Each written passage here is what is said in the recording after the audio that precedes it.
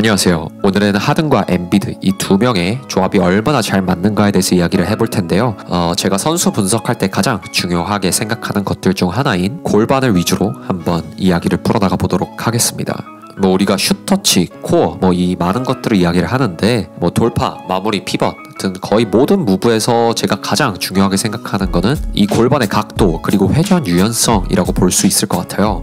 정확한 이해를 위해서 바로 하든으로 설명을 해보도록 하겠습니다. 처음으로 볼 거는 골반의 각도인데요. 오른손잡이는 대부분 오른쪽, 왼손잡이는 보통 왼쪽 골반이 앞으로 나오겠죠. 하든은 왼손잡이니까 이 왼쪽 골반이 앞으로 튀어나오는 상태인데요. 이 왼쪽 골반이 앞으로 살짝 나와 있는 골반 각도를 제가 아는 NBA 선수들 중에서는 가장 변태적으로 유지하는 것 같아요. 다들 너무나 잘 아시는 이 비트윈 더 레그로 하든은 모든 무브를 시작하는데요.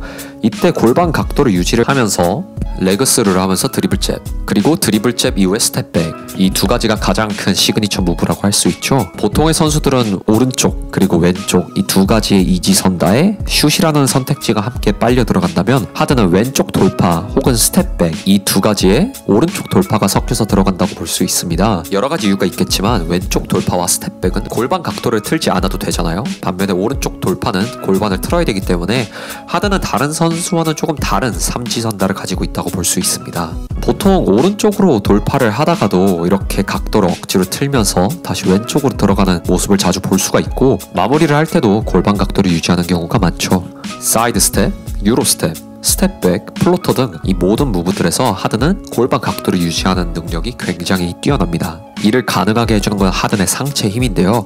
내가 원하는 각도로 밀고 들어가도 상대한테 밀려나지 않기 때문에 이 각도를 유지할 수 있는 거겠죠. 골반 각도를 유지한다면 좌우 활동 반경이 조금 적어진다는 단점이 있는데요. 하든은 상체 힘을 사용을 하고 감속 능력을 이용하고 다양한 스텝들을 이용해서 앞뒤로 넓은 활동 반경을 창출해낸다 라고 볼 수 있습니다. 우리가 NBA 선수를 보더라도 한쪽 돌파를 더 즐겨하는 선수들이 많은데요.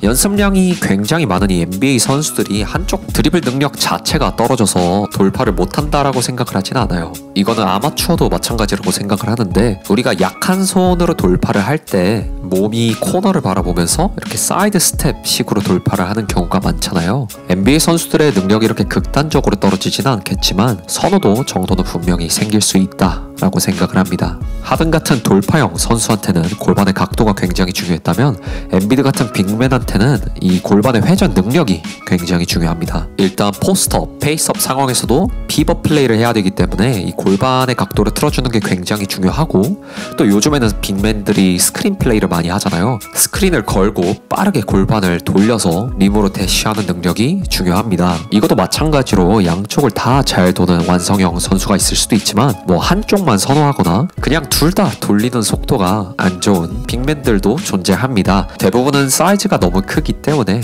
돌리는 능력이 떨어지는 경우가 많겠죠. 정석대로 픽앤롤을 하자면 한쪽으로 스크린을 걸었을 때 이 핸들러를 따라가는 방향으로 골반을 돌려주는 게 기본이라고들 하는데요. 우리가 NBA를 보면은 반대로 돌아서 들어가는 경우도 많이 보입니다. 이거는 아무래도 자기가 골반을 돌리기 편한 각도로 돌아 들어가는 경우이겠죠. 하지만 오늘 알아볼 엠비드는 사이즈가 어마어마한데요. 이렇게 되면 스크린을 확실하게 걸고 골반을 확실하게 돌려서 재빠르게 림으로 들어가는 것은 쉽지 않습니다. 우리가 보통 엠비드의 픽앤롤을 보면은 스크린을 확실하게 걸어주고 팝으로 3점 라인으로 빠지는 경우가 대다수죠. 골반을 돌려주는 데 집중을 하다 보니까 보통은 제자리에서 도는 경우가 더 많습니다. 그렇기 때문에 엠비드는 핸즈오프를 좀 더 즐겨 하는데요. 특히 코너에서 올라오는 선수와 진행을 하는 핸즈오프는 몸 자체가 베이스라인을 바라보기 때문에 픽앤롤보다는 조금 덜 돌아도 되겠죠. 그렇기 때문에 엠비드는 핸드오프를 선호합니다. 자, 정리해보면은 하든은 골대 정면, 특히 정가운데와 오른쪽에서 돌파를 즐기고, 엠비드는 코트 사이드에서 핸즈오프 그리고 포스트업을 즐기는데요. 일단 사용하는 공간이 다르기 때문에 굉장히 좋죠.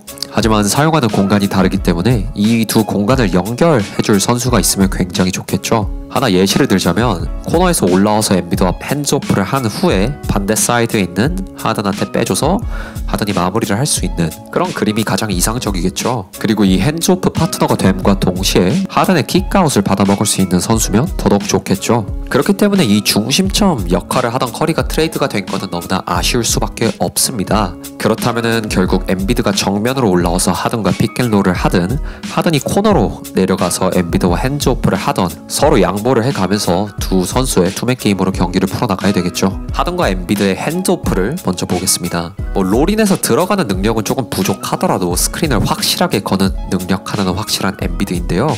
이렇게 오른쪽 코너에서 올라오는 하든한테 스크린만 제대로 걸어주더라도 수비가 하든을 따라오기는 굉장히 어렵습니다. 왼쪽으로 돌파를 즐겨하는 하든에게 정확한 스크린으로 약간의 공간만 열어주면은 몸빵으로 수비수를 버텨내면서 골반 각도를 유지하며 림으로 쉽게 들어갈 수 있겠죠. 여기서 빅맨이 나오지 않으면 하든은 바로 3점을 쏠 수 있는 선수이기 때문에 튀어나올 수밖에 없을 테고, 이렇게 되면 엔비드가 골밑으로 들어가는 공간이 텅텅 비게 되는 거죠. 수비를 잘 한다면 스위치를 할 수가 있을 텐데요. 이때는 여기도 미스매치, 여기도 미스매치. 워낙에 아이솔레이션 능력이 좋은 두 선수이기 때문에 이 미스매치 활용도는 리그 최강일 겁니다. 그러니까 이 핸즈오프 자체를 급하게 빠르게 할 필요가 없는 거죠. 애초에 하든도 엔비드도 빠른 선수가 아니기 때문에 그냥 엔비드가 스크린을 확실하게 걸어서 빅맨이 튀어나오게 한 다음에 이 안쪽 공간을 확보하는 게 중요합니다. 하든도 워낙에 템포 조절 능력이 뛰어난 선수이기 때문에 딱히 걱정이 되는 부분은 없는 것 같아요.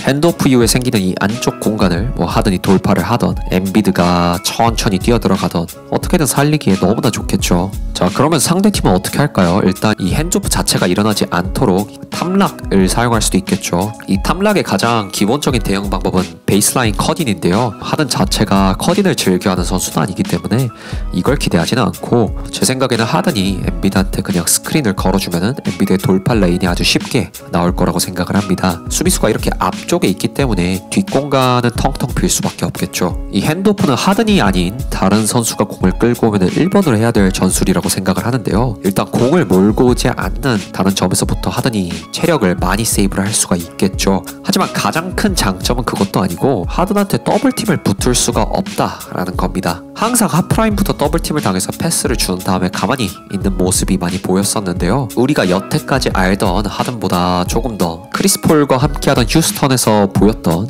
비슷한 모습을 기대할 수 있지 않나 싶습니다. 하지만 핸드오프 하나만 하면은 너무 쉽죠. 이거를 한 단계 더 꼬아서 필라델피아는 시카고 액션을 사용을 할 텐데요. 보통은 맥시와 토비를 이렇게 위크 사이드에 두고 하든과 엔비드, 타이블 같은 선수들이 액션에 포함이 될 겁니다. 코너에서 하든이 탑으로 올라올 때 윙에 있던 선수한테 오프볼 스크린, 그리고 탑에 있던 빅맨한테 핸즈오프를 받으면서 두 개의 스크린을 받으면서 돌파 레인을 창출해내는 그런 전술인데요. 일단 타이블한테 붙는 선수는 수비가 가장 안 좋은 선수이겠죠. 여기서 수비가 안 좋은 선수한테 스위치가 나올 수 있다는 장점이 하나가 있고요. 스크린 자체가 두 번이 걸리기 때문에 훨씬 쉽게 돌파 공간이 창출된다는 장점이 있습니다.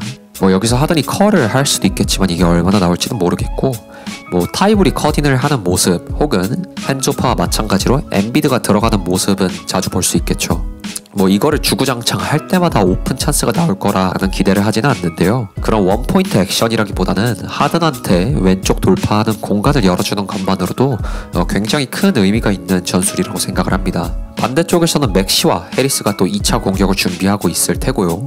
이런 시카고 액션, 핸즈오프를 자주 사용할 것이라고 보이는데 때문에 굉장히 오랜만에 하든이 코너에서 공격하는 모습도 볼 수 있지 않을까 굉장히 기대됩니다. 자, 코트 왼쪽에서 엔비드의 핸즈오프가 일어난다면은 코트 정면과 오른쪽은 하든의 픽앤롤 스팟이죠. 이 둘이 픽앤롤을 할 때 엔비드가 숏롤을 해서 덩크를 꽂는 그런 모습을 기대하는 사람이 있을까요? 하지만 클러치에서 필라델피아가 가장 많이 선보일 전술은 당연히 이 두 명의 픽앤롤이겠죠. 프로 클러치에서는 결국에는 1대1이 중요하다라고 하잖아요. 엔비드는 그냥 스크린을 확실하게 걸어서 스위치를 만들어주는 것만으로도 이 전술은 이미 성공이에요. 자, 하든이 오른쪽으로 스크린을 받으면 하든이 원하는 골반 각도가 아니잖아요.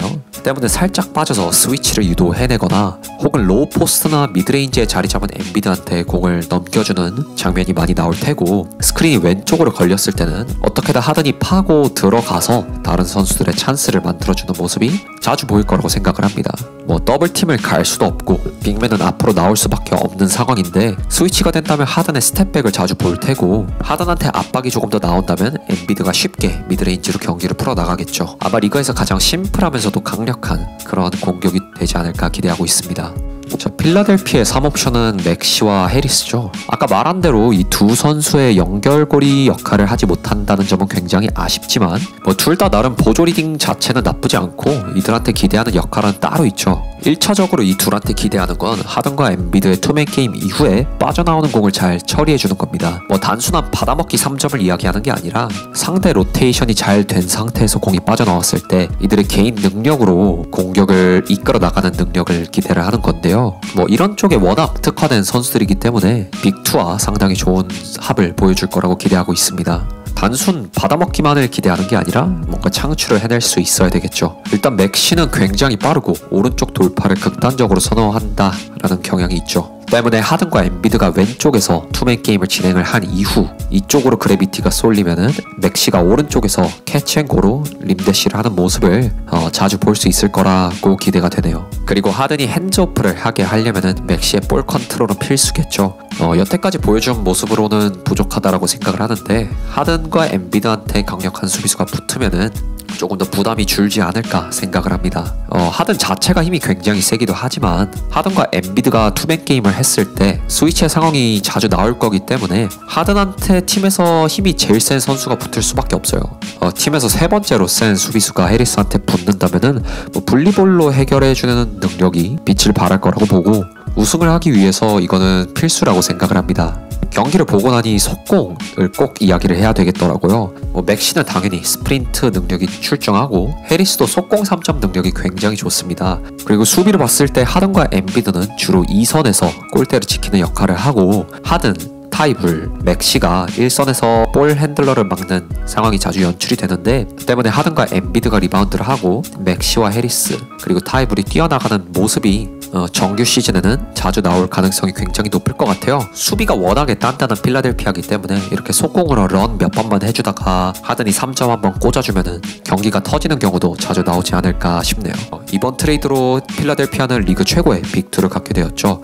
리그 최고의 아이솔 마스터인 엠비드, 또 최고급 더블팀 유발자인 하든, 전에 없던 최고급 더블팀 유발자가 들어온 만큼 다른 롤 플레이어들도 큰 혜택을 얻겠지만 아이소 마스터인 엠비드가 조금 더 편하게 공을 잡을 수 있다는 게 이 팀의 가장 큰 변화라고 생각이 됩니다.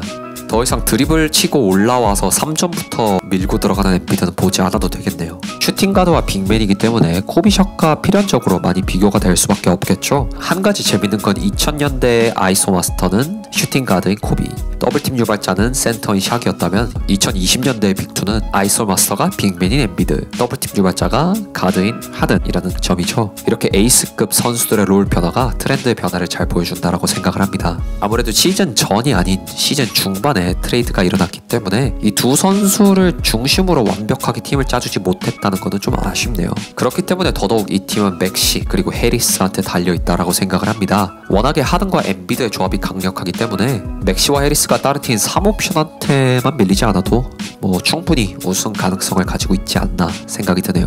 이번 트레이드를 통해서 리그 최고의 듀오를 갖게 된 필라델피아인데요. 이제는 남은 경기가 많지 않지만 우승 도전을 위해서 하든과 엠비드의 중심으로 팀을 고쳐나갈 필라델피아, 그들을 이해하는데 이번 영상이 많은 도움이 됐으면 좋겠습니다. 오늘은 여기까지. 감사합니다.